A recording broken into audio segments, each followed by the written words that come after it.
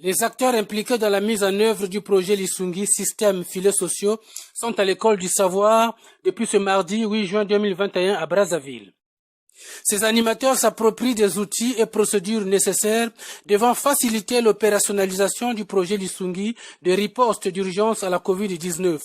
projet qui entend assurer le relèvement des ménages vulnérables par l'octroi d'un transfert monétaire hybride, à en croire Irène Marie-Cécile Mbuku Kimbansa, ministre des Affaires sociales et de l'Action humanitaire, ouvrant les travaux de cet atelier de formation. À titre de rappel, dans le cadre de la fenêtre IDA 18, le gouvernement a négocié et obtenu un financement additionnel en faveur du projet Lisungi. Ce financement vise la prise en charge des réfugiés et des populations hautes dans 4 districts du département de la Likoala, à savoir Infono, Enyele, Betou et Dongo, mais aussi dans les localités qui ont accueilli les réfugiés autour de Brazzaville et de Pointe-Noire, à raison de 4000 ménages bénéficiaires des transferts monétaires et 8000 ménages bénéficiaires des activités génératrices de revenus. En outre, dans le cadre du renforcement de la protection sociale face à la pandémie Covid-19, le Congo bénéficie d'un financement IDA visant à soutenir le pays dans le renforcement de la résilience des ménages face à la crise à Covid-19. Ce projet, dénommé Projet Lisungi de riposte d'urgence à la Covid-19, PLRUC en sigle, apporte dans sa première phase un transfert monétaire d'urgence d'un montant de 50 000 francs CFA destiné à environ 2000 ménages. Dans sa deuxième composante, il va octroyer un transfert monétaire hybride combinant le transfert monétaire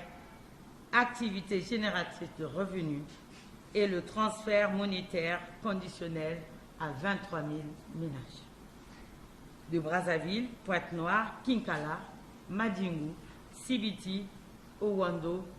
et Evo. Ces 2 financements vont être disponibles concomitamment à Brazzaville et Pointe-Noire en attendant la mobilisation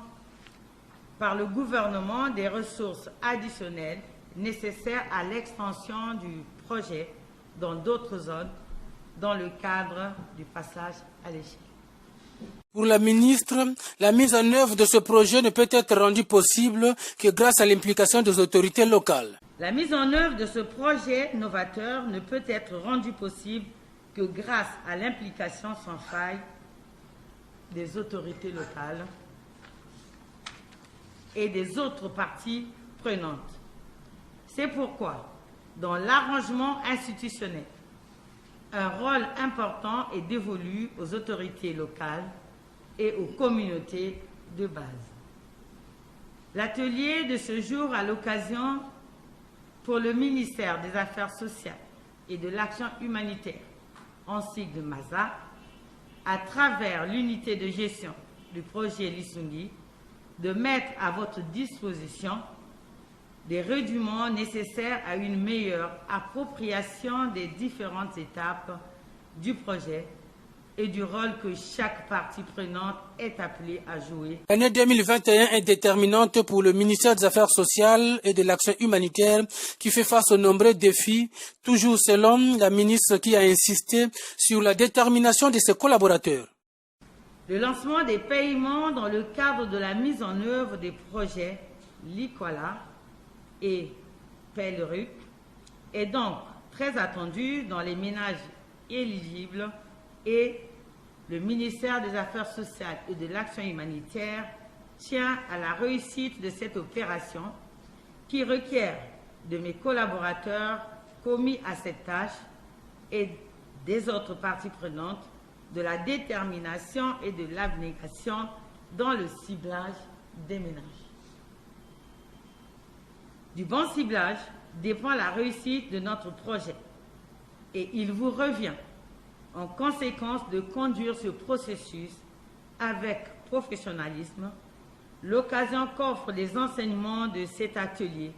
constituant le gage sûr pour atteindre cet objectif. Cet atelier offrira en effet à chacun de vous une meilleure connaissance du projet Lisungi et je peux déjà dire, sans risque de me tromper, que votre présence en ces lieux augure de bons résultats dans la suite du travail. C'est en effet une compétition qui s'instaure entre les différentes mairies d'arrondissement, car